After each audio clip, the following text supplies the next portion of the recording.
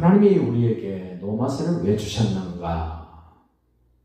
인류 역사 속에 로마서만큼 많은 사람들에게 오랫동안 크게 영향을 준 성경책을 말해보시오. 그러면 목회자라면, 성경을 좀 알고 기독교 역사를 좀 아는 사람이라면 망설임이 없이 로마서입니다 라고 말하게 될 것입니다.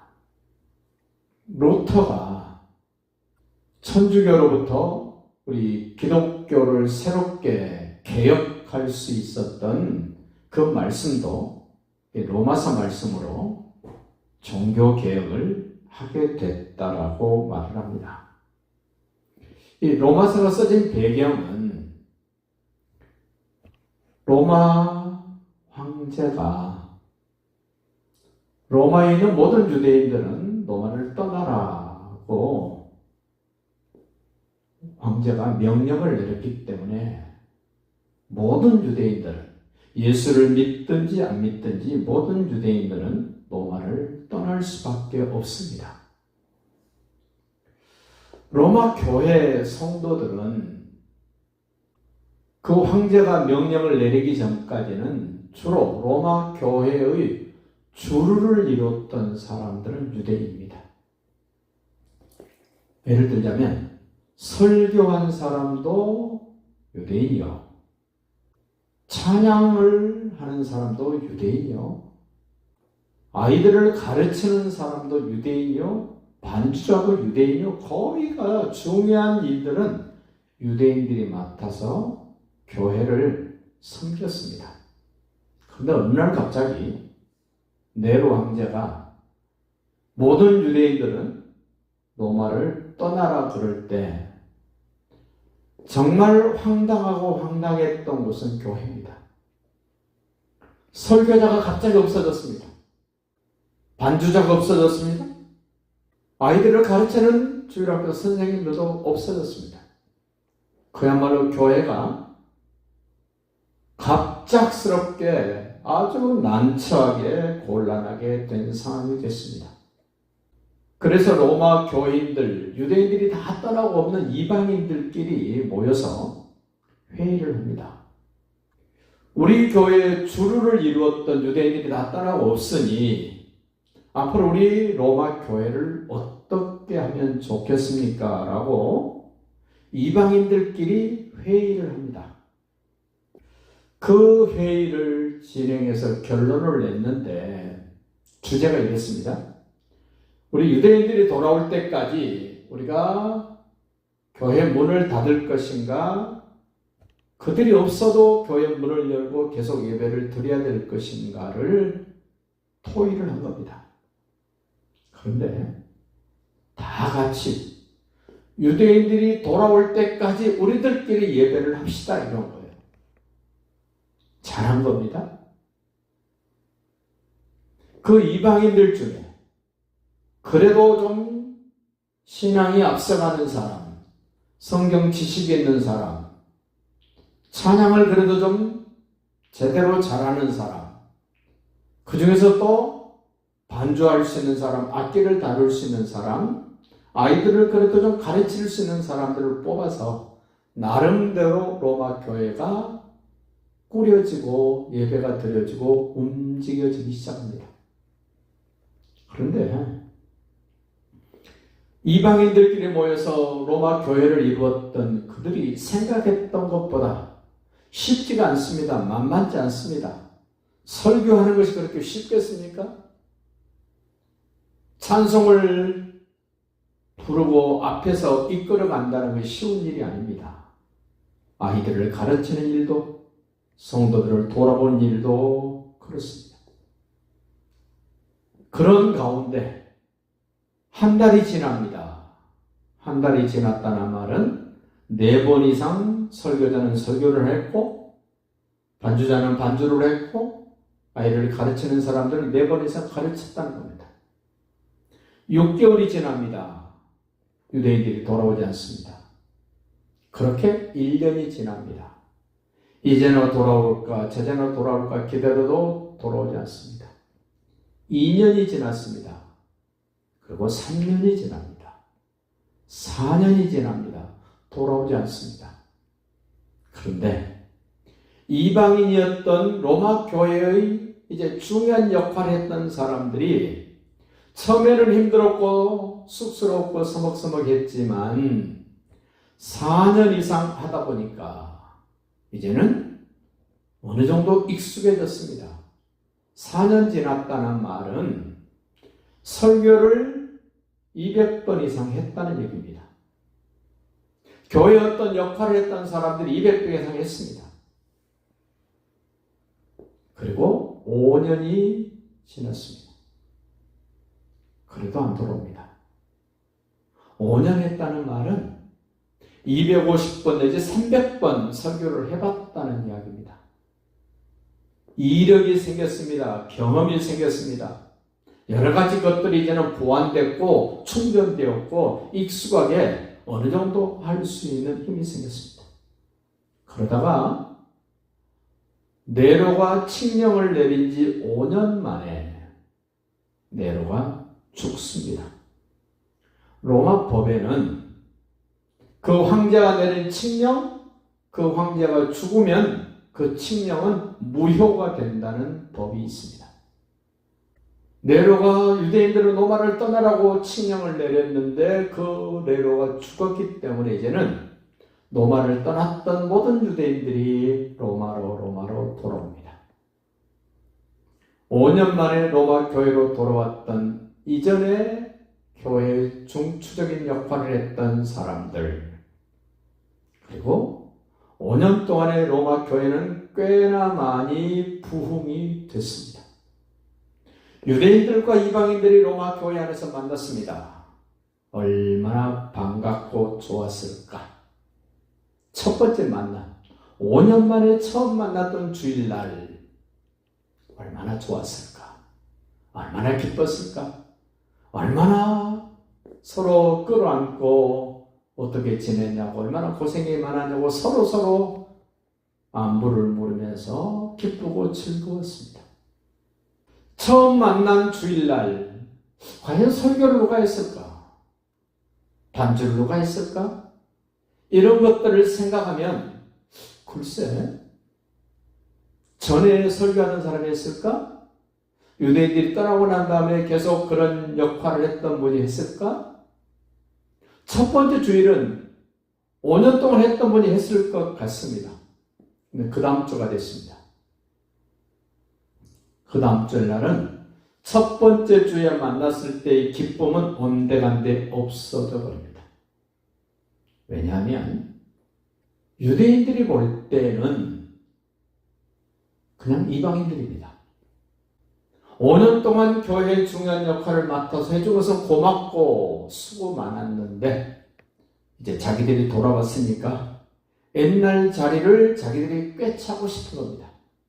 옛날 설교했던 사람은 자기가 설교하고 싶고, 옛날에 반주했던 사람은 자기가 반주하고 싶고, 옛날에 지휘했던 사람은 자기가 지휘하고 싶고, 교사했던 사람은 자기가 교사하고 싶고, 이런 갈등이 생긴 겁니다.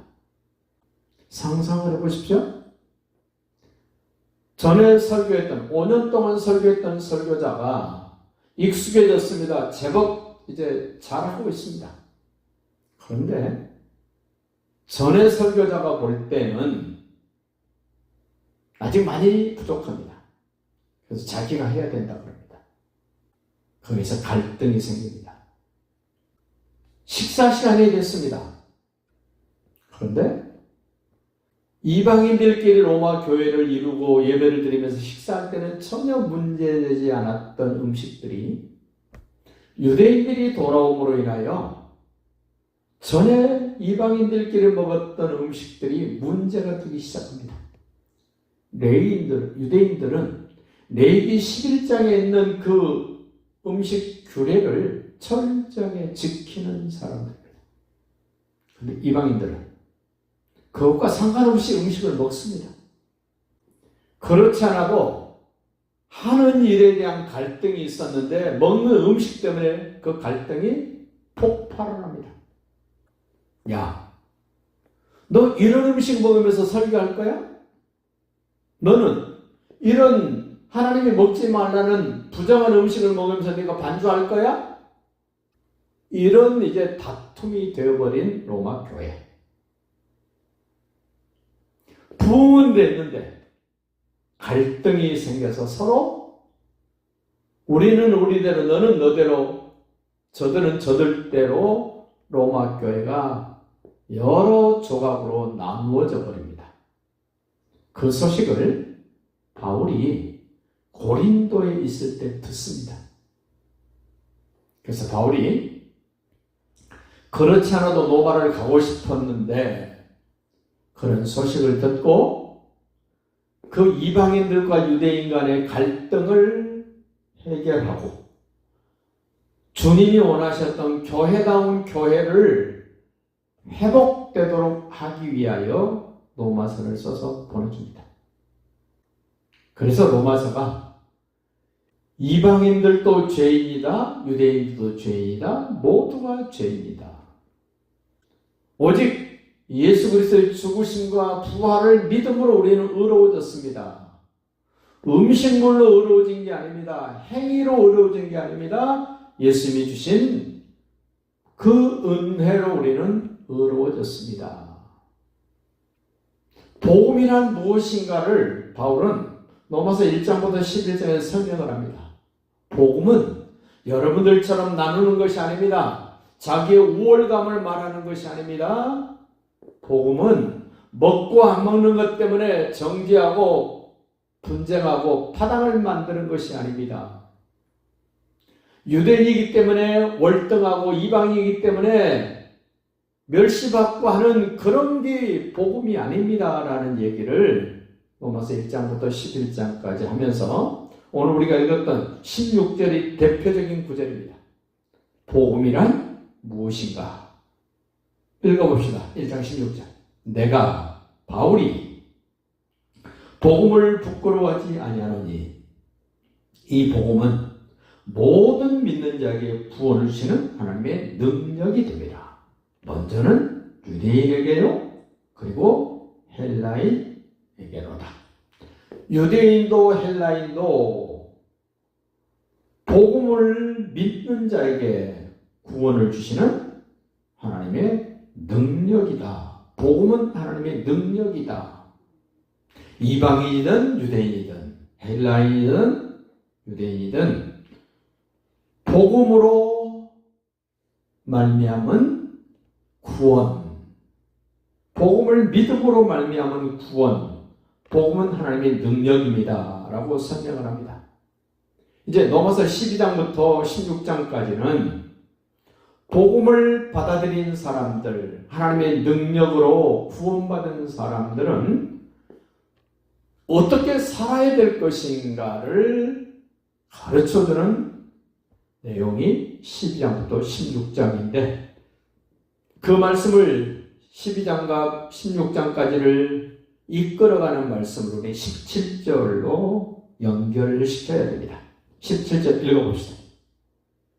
복음에는 하나님의 의가 나타나서 믿음으로 믿음에 이르게 하나니 기록된 바 오직 의인은 믿음으로 말미암아 살리람과 같으니라. 복음이란 무엇인가를 1장부터 11장까지, 복음을 받은 사람들은 어떻게 살아야 될 것인가를 12장부터 16장까지를 우리에게 말씀해 주고 있는 책이 로마서입니다. 로마서는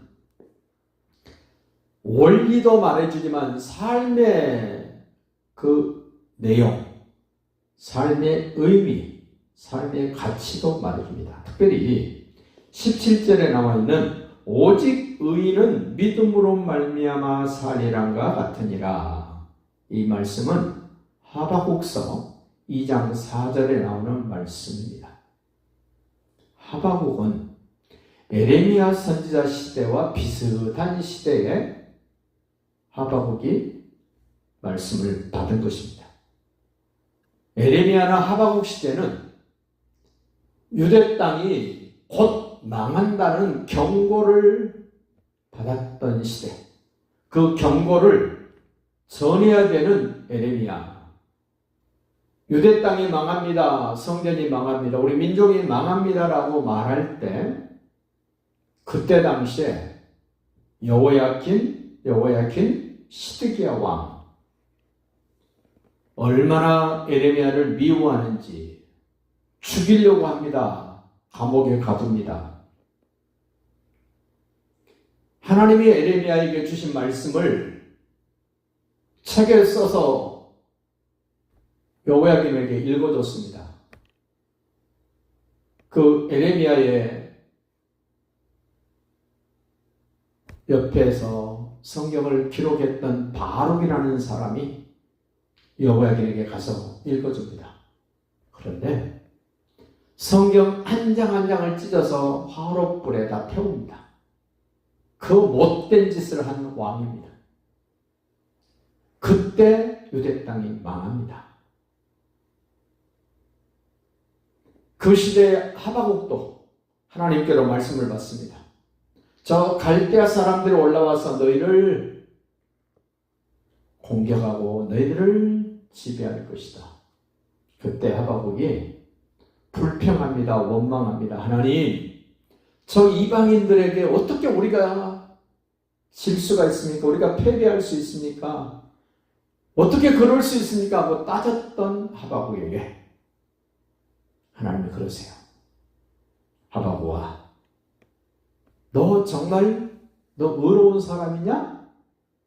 네가 정말로 의롭다고 생각되면 그 의로운 사람들은 내가 말한 대로 믿고 받아들이고 살아야 돼. 다시 말씀드리면 그때 당시에 에레미야나 하박국이 하나님께서 주신 말씀은 너희들 바벨론으로 끌려가라는 메시지였습니다. 그런데 하박국이 볼 때는 합당치 않은 것처럼 보여져서 불평을 합니다. 원망을 합니다. 그런데 하박국 2장에 와서 하박국아, 내가 한 말은 반드시 속히 이루어질 것이야.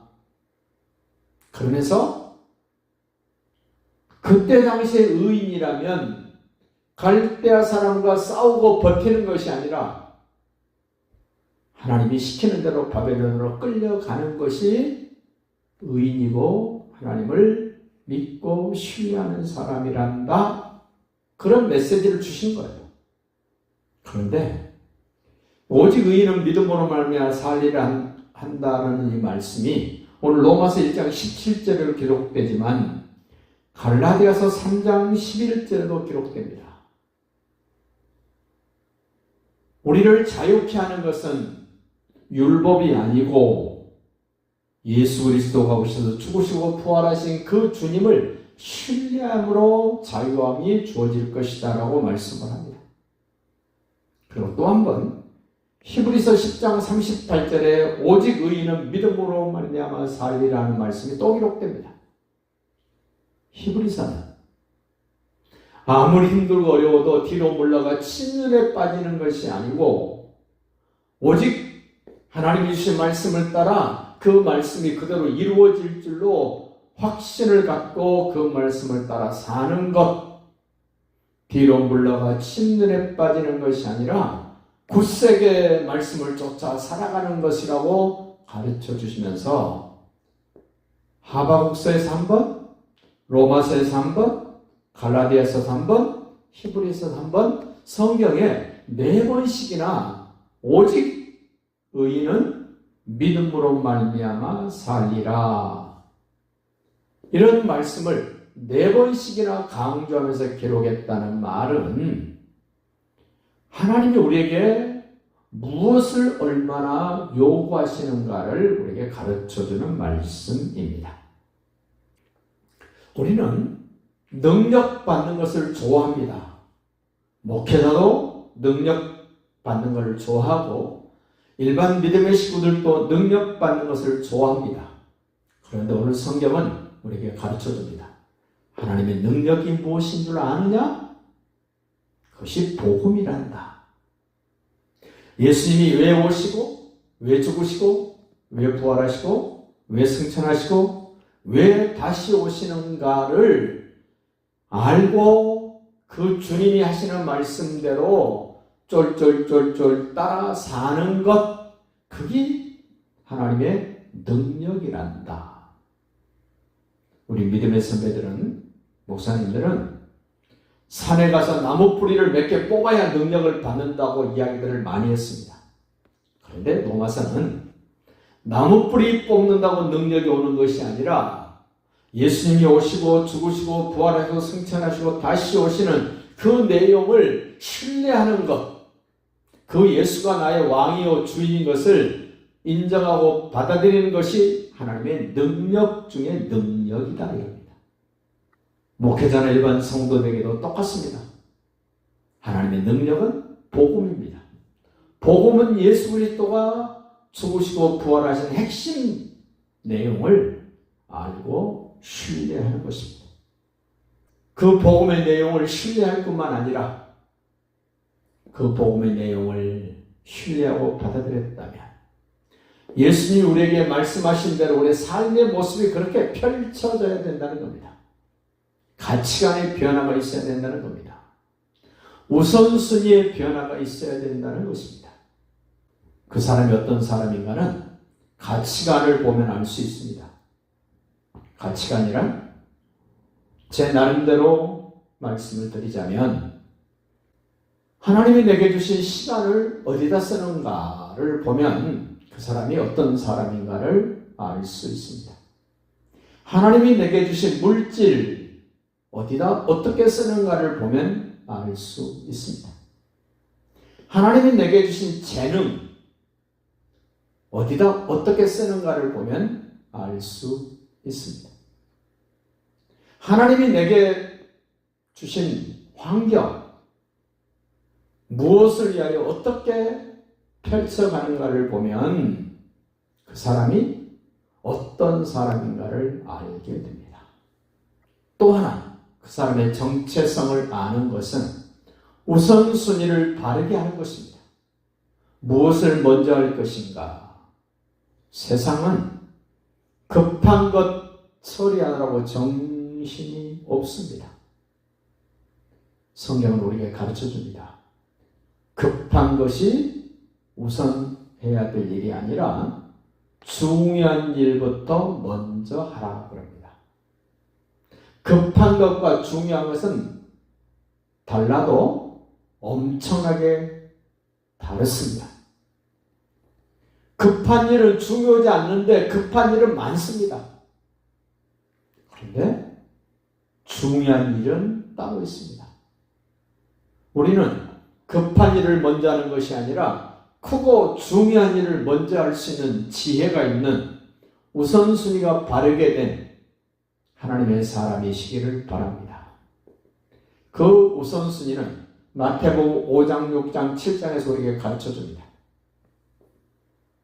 먼저 해야 될 일. 너희는 먼저 그 나라와 그 의를 구하라. 너희는 먼저 하나님께 제물을 드리고 형제와 화목해라. 너희는 먼저 내 눈에 들보를 빼고 형제의 티를 빼라.